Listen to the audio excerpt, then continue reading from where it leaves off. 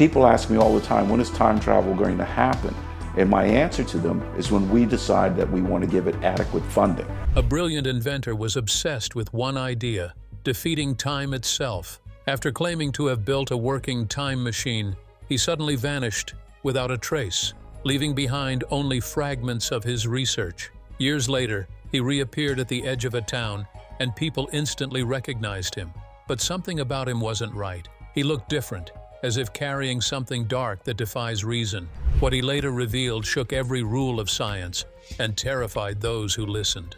Join us as we uncover the haunting story of the man who bent time and came back with a truth no one was ready to hear. The mysterious disappearance. The street in Missouri had always carried an ordinary atmosphere, the kind that never made news or drew strangers in. Then one afternoon, something strange began to unfold, and that steady rhythm started to bend. It began as a faint vibration that rolled through fences and porches, reaching every house like a pulse from underground. It wasn't the type of sound anyone could easily explain. It had a low, steady hum, the kind that felt more than it was heard. Whatever it was, it didn't belong there. As the day dragged on, the noise thickened. It shook walls, rattled glass, and turned the air heavy. By sunset, the first odd things began to happen. Lights blinked in uneven bursts. Screens flickered, cutting from pictures to static. For a brief moment, everything electronic seemed to lose its order, as if the current that fed the homes had twisted on itself. Then came the glow, faint at first, like a blue flash pressing out from the cracks of a closed garage door. It spread across the driveway in thin veins of light that pulsed and faded, pulsed again, and vanished. A metallic scent floated out of the house, mixed with something harsh, like ozone after lightning tears through a storm. It filled lungs, stung eyes, and left a taste on the tongue that felt wrong. The man who lived there had always been known for his strange work. He brought in boxes, coils, bits of machines that no one understood. He rarely spoke. He never invited anyone in. People had grown used to the odd noises that came from that garage, but that night felt different, like the world inside was pushing against the one outside. The flash came without warning. One heartbeat there was blue light, the next there was fire. It burst through the thin seams of the garage door and reached upward, spilling smoke into the evening air. For a second, everyone was confused. It looked too bright to be real, too fast to make sense. Then the fire spread, racing along the walls, turning the light of the house into something wild and alive. The sound changed too. Sharp cracks broke through the air, followed by the high pitch of something electrical breaking apart. People ran out from their homes. Some carried phones, others dragged hoses across their lawns. The first bursts of water hit the flames but turned into steam before touching anything. It was as though the fire refused to quench. It twisted around the metal frames, feeding on its own heat, moving not outward, but inward, deeper into the machines that lined the walls. The crowd stood back as the heat pushed them away, faces lit orange and gold by the waves of light that rolled across the street. When the sirens finally arrived, the firefighters moved fast. They pulled out ladders, broke open the door, and aimed the hoses into the dark mouth of the garage. Steam rose like fog. The smoke turned from black to gray. Bit by bit, the light inside faded until only the glow of embers remained. The structure still stood, but everything inside had been stripped to ash. What was once a workshop had become a hollow shell. Each corner burned into strange patterns of melted steel. When the search began, everyone expected to find something. A body, a trace, a clue to what had gone wrong. But the ashes gave up nothing. Not a bone, not a scrap of clothing, not even a clear sign that anyone had been there when it all began. Investigators turned through the debris but found nothing. Among the wreckage lay a handful of notebooks, edges burned, pages fused together. Only one sheet managed to stay whole long enough to be seen. A few words were written in bold ink that read, "It's not about time, it's about perspective." The fire report would later describe the cause as unknown electrical failure, but the neighbors never quite believed it. Something about the way it all happened sat too strangely in memory. In the weeks that followed, rumors began to take shape. Some thought he had built something powerful and lost control. Others believed he had walked away before the blaze started, leaving nothing behind but confusion. No matter how the story was told, it always ended the same way. But one thing people kept asking was, who is this man? The man who bent time.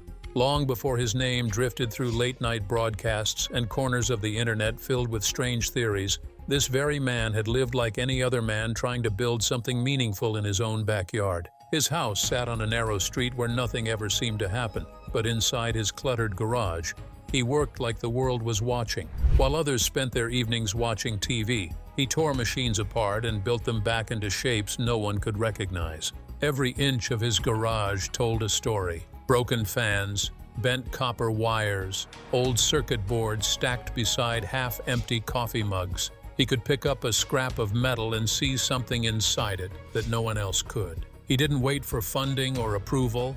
He took what he had, turned it around in his hands, and pushed it into something new. His work never looked professional, but it worked, at least for a little while. Those who knew him well said he had a strange kind of focus, like a man who couldn't stop chasing an idea that kept slipping out of reach. He treated danger like it was just another part of the process. Sparks flying across a table didn't bother him. The sharp smell of burning wire only told him he was close to figuring something out. His friends often found him lost among the glow of blue arcs climbing up his strange devices. He would lean in close, adjusting knobs, moving cables, as if he could bend the laws of nature by pure will. It wasn't carelessness, it was obsession. He worked as if he had already crossed the point of no return and could never step back again. Word about his odd experiments began to spread. At first, it was just among the locals, passed around at diners and hardware stores. Then, one night he called into a late-night radio show known for strange stories and impossible ideas. His voice carried through the static as he spoke about his machines and the things he believed they could do. The host listened. So did thousands of others. For many, he became a mystery worth following, a man who might have found a door others didn't know existed. His hunger for progress grew heavier after that. He wanted more power, more reach, more control over the forces he was pulling at. Instead of slowing down, he began cutting corners. When he couldn't get what he needed through proper means, he found another way. Transformers went missing, power grids flickered, and soon he was standing in front of police officers explaining why half the county had gone dark. The arrest didn't stop him for long. When he walked out again, he walked straight back to his machines, swearing to build something even greater. He started gathering what he needed piece by piece. Boxes of wires showed up on his porch. Old televisions were stripped for their parts. Neighbors watched him haul strange equipment across the yard at all hours, his face lit by the flicker of his workshop light. He didn't seem to sleep much anymore. Some nights he worked until dawn, pacing around his garage, scribbling notes, then tearing his work apart again. The sound of his tools became as constant as breathing, a flow the neighborhood learned to live with. Those who got close enough to talk with him often left confused. He spoke of fixing what had gone wrong, of bending time, of looking beyond what could be measured. He seemed to drift between brilliance and exhaustion, as if his thoughts were too heavy for his mind to hold. Some days he laughed easily, talking about small improvements. Other days his eyes looked far away, as though he could see something no one else could. He worked not just to build machines, but to chase an answer he couldn't quite name.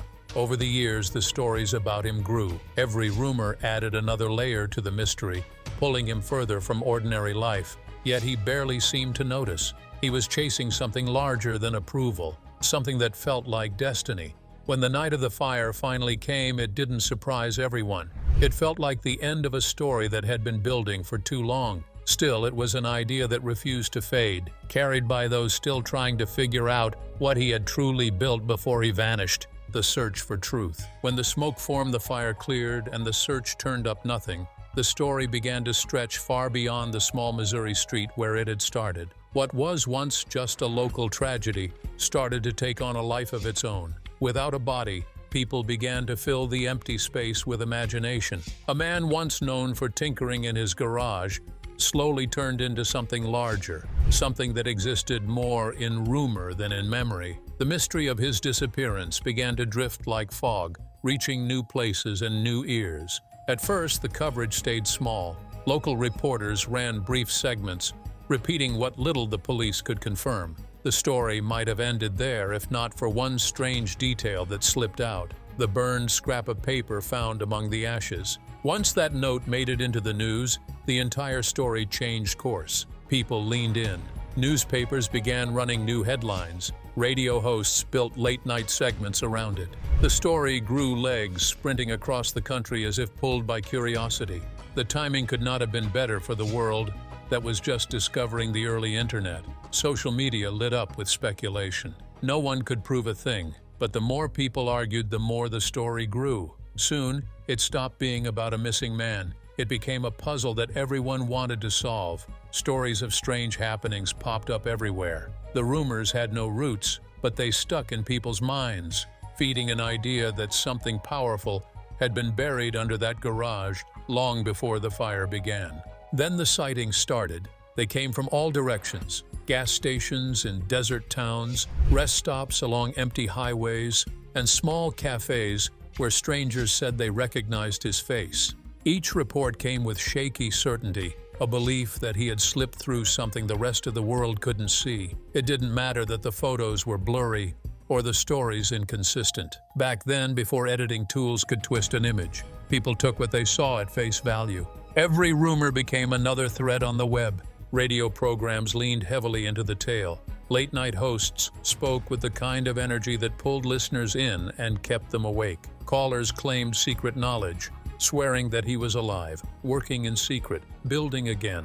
Some said he had reached out to them, leaving coded messages or strange blueprints. None could prove a thing, but proof was never the point. What mattered was the mystery. It made people believe in something just beyond reach. Artists and dreamers picked up the story next. Drawings began to appear, wild designs of impossible machines made of gears, wires, and glowing coils. Amateur filmmakers made short clips in their garages, imagining what might have happened the night the fire started. Writers turned his story into modern folklore, describing him as a rebel inventor who refused to accept limits. For every skeptic who rolled their eyes, there were others who believed he had seen something the rest of humanity had missed. Still, doubt lingered. Some people thought the whole thing was simple, that he had run away, tired of the trouble he had caused. They imagined him starting over somewhere new, changing his name and building a quiet life. Yet, even those who doubted found themselves returning to the same question. Why had the fire burned that way? And why had nothing been found inside? The more people tried to explain it, the stranger it all became. Over time, the mystery stopped fading and began to evolve. New theories surfaced every few years, each one slightly different, each one claiming to finally reveal the truth. Books on fringe science and time travel began using his name as a reference point. Online discussions grew like roots, deep and tangled, connecting believers from all over the world. To some, he had become proof that limits were only illusions. To others, he was a warning about curiosity gone too far. That name no longer belonged to one man. It had become an idea, a story people told to remind themselves that not everything fits neatly into the laws they understand. His disappearance had turned into fuel for those who needed to believe in more. And then years later, when everyone thought the mystery had gone as far as it could, the impossible happened. Reports began to surface again. Someone had seen him. Someone had spoken to him. And just like that, the story reignited, pulling the world back into the fire he had left behind, back to the future. The morning began like any other as the sun rose over the roofs, spilling gold across empty streets and slow-moving cars. Then, out of nowhere, people noticed a man sitting alone on a bench near the corner cafe. At first, he blended in, plain jacket, worn shoes, hands resting loosely on his knees. But something about him drew attention. There was a trace of familiarity. By the time a few locals placed his face, the news had already begun to move. The man who had once vanished in fire had returned. Within hours, the cafe became the center of everything. Strangers gathered on sidewalks, whispering and pointing, unsure whether they were seeing a man or a ghost pulled back into flesh. He sat still, occasionally glancing around, taking in his surroundings like someone waking from a long dream. The resemblance was impossible to ignore. His features carried the same precision, the same energy that had marked him years before. Yet, there was something else beneath it, an unspoken depth in his stare. Local police arrived soon after. They asked for his name, checked his papers, and ran his fingerprints through every system available. The records matched. The man sitting outside that cafe was the same one who had once set the world spinning with questions. When the confirmation reached the press, the story erupted. Reporters rushed in, photographers filled the street, and curious onlookers lined up just to take a look. The world that had once debated his disappearance online now watched his return in real time. When he finally began to speak, the crowd leaned in. His words came slowly, shaped with purpose. He didn't sound like someone trying to explain or defend himself. He sounded like someone testing how much the world could take in. His sentences came in fragments, built from images and comparisons that seemed to stretch beyond normal thought. Every phrase carried weight, as if he had rehearsed it in his mind for years. His control was absolute, every word placed like a stone in a path he alone could see. Those who met him described strange things that didn't fit into the normal picture of a man returning home. On his wrist was a watch unlike any seen before, its face covered with shifting dials that spun in unpredictable patterns. In his hand was a black notebook, worn at the edges, its pages covered in markings that looked more like coded drawings than language. People stared at the symbols but couldn't make sense of them. It was as if he had brought back knowledge, written in a form no one could read. What struck people most was his choice of location. He hadn't gone back to his old town, nor visited any family homes. Instead, he appeared hundreds of miles away, in a place with no direct tie to his past. Friends who managed to reach him stood in disbelief. They remembered the man who had spent nights surrounded by wires and broken metal, the one who refused to rest until his machines came alive. Now they faced someone changed, someone with more experience. The story caught fire again. Television crews filled the area. Scientists, writers, and self-proclaimed experts flooded the airwaves with speculation. Some said he had gone underground to escape the attention his early experiments had caused. Others believed he had built something powerful enough to take him beyond the boundaries of time. To the skeptics, it was all performance.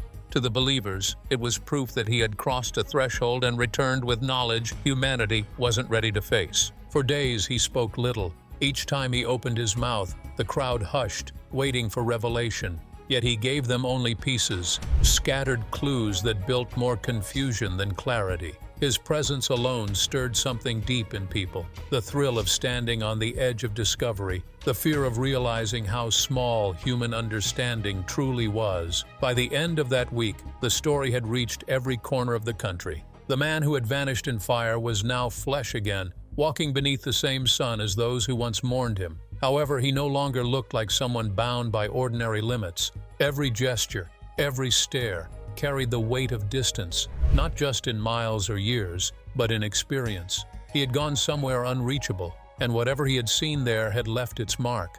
The promise of what he knew hung in the air, waiting for the moment he chose to open it to the world. And when that moment came, nothing would ever feel the same again. The parallel of belief and doubt. Finally, when the man began to speak to the public, it happened in the most unexpected way. There was no stage, no grand show, no sudden spark of invention to prove what he knew. He simply started sharing fragments of his thoughts, stories that drifted between sense and wonder, pulling people in without any loud display. The crowd had waited for something dramatic, yet what they got was a slow unfolding of ideas that made them lean closer and listen harder. He spoke of experiences that seemed too strange to fit into the world people knew. His disappearance, he explained, had never been about jumping through time as we all know. He didn't talk about clocks, portals, or magic doors. Instead, he described time as a tangled web, a living thing that twisted and folded back on itself. Every thread crossed another, looping endlessly. He said he had found a way to step into those loops, to see moments not as past or future, but as layers stacked together in patterns too complex for normal thought to hold. He called this strange discovery perspective travel. It was not movement through time, but through viewpoints. To him, every decision created a branch, and every branch existed somewhere. People thought their past was gone, buried behind them. He claimed it was still there, unchanged, continuing to exist even after they had moved on. He said he had found a way to look across these lines and see how life unfolded differently each time. His words painted pictures of places that looked both familiar and foreign. He spoke of rooms that were almost the same but lit from another angle, streets that curved differently, and faces that looked back at him with slight changes that made his chest tighten. Sometimes he said he saw himself, speaking, moving, choosing, but with small shifts that changed everything. He described the strange pull of seeing life happen twice, once as memory and once as something still alive somewhere else. Through these journeys, he claimed, he had learned something about human choices. What people called failure was only a turn down another thread.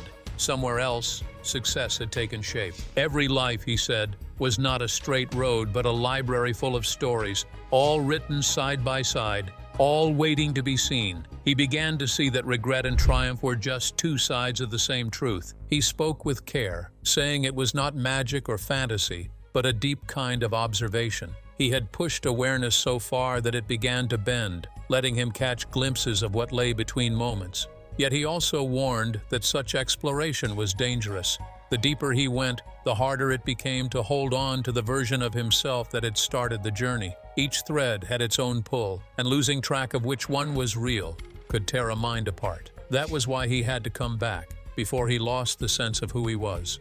Many refused to believe any of it. Some called him a man broken by isolation. Others said he was a performer chasing attention. Yet a few noticed how steady his words were, how each explanation fit together like pieces of a puzzle.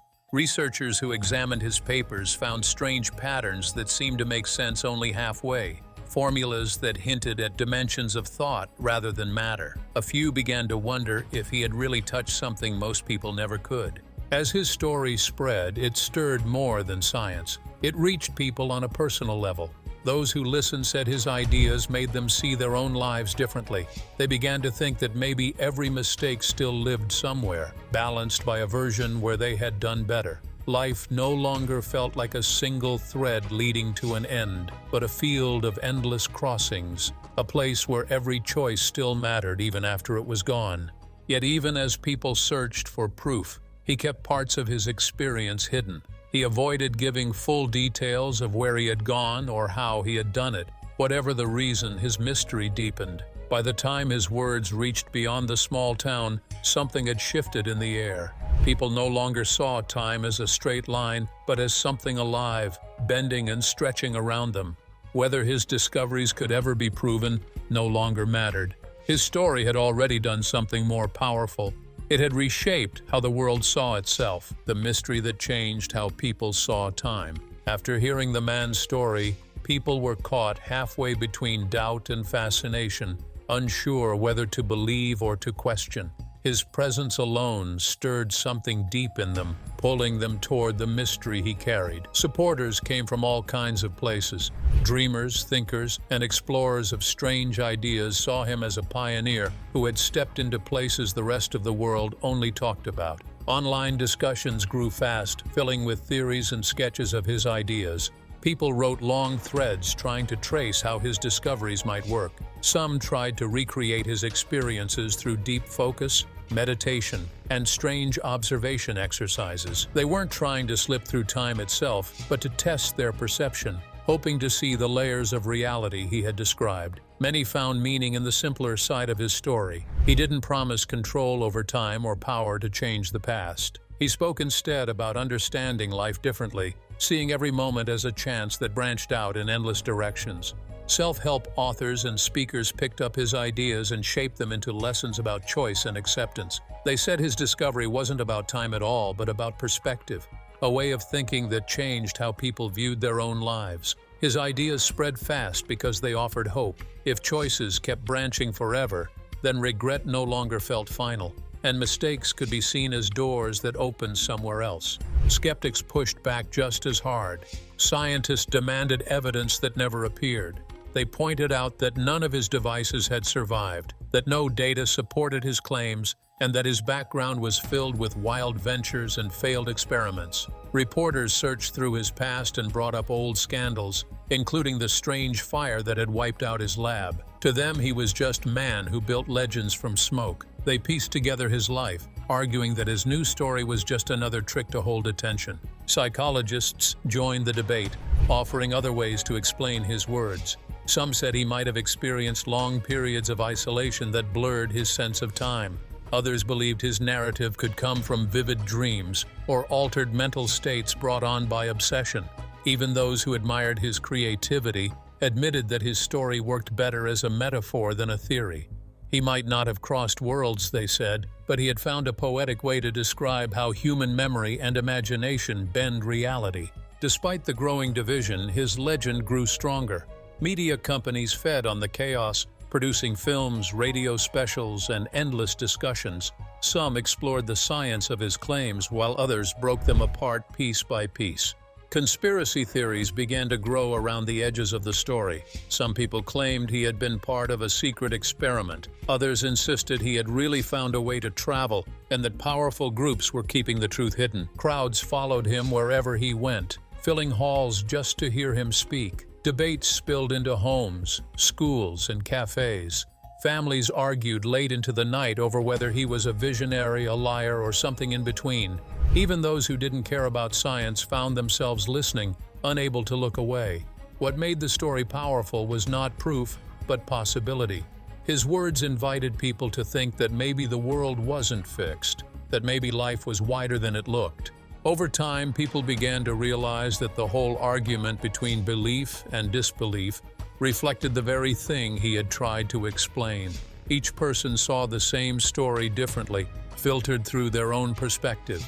The man himself had become an experiment in perception. To believers, he opened doors. To skeptics, he built illusions. To everyone else, he represented something rare, a spark that made them question what was real. Even if no one ever proved his claims, the story left behind something lasting. It reminded people how curiosity pushes the world forward. It showed that the hunger to explore, even without proof, was part of what made humanity move ahead. His obsession with reaching beyond what he knew became a mirror for everyone who ever wanted to understand more than what they could see. The story gradually began to change lives, not through invention or discovery, but through reflection. As the years passed, the argument around his truth never settled. Scientists continued to search for logic, while dreamers continued to look for wonder. But that was the hidden strength of his story. It didn't need to be solved. It only needed to be imagined. What mattered was what his story awakened in people. It pushed them to pay attention, to look around, to think beyond habit and mindset. Because sometimes the most important travel happens not through space or time, but through the mind's willingness to see differently. What are your thoughts on the possibility of time travel? Let us know your views in the comments. If you enjoyed this video, like and subscribe to this channel. Before you go, watch the other videos on your screen.